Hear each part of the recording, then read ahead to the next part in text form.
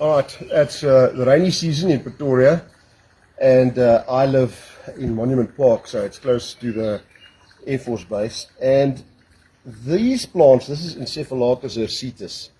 You'll all know it's a rare plant, and they're also not very fast growing. They make leaves about once every 2 or 3 years. So on the 2nd of February, we had a hailstorm here, which is actually quite rare, and these leaves were soft.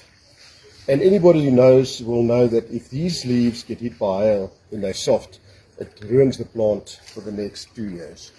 So I did what many of us have done, and I went to go and get my umbrella, and I stood on this rock, and I covered the plant like this, and the hail was hitting me, and it was terrible. The hail first came from the back, then it came from the top, then it came from that side. But I was successful in saving the plant's leaves, which is what I wanted to do. So that is true Cycad collective passion, especially with a rare plant like this that grows so slowly. And if it comes around, I'll do it again.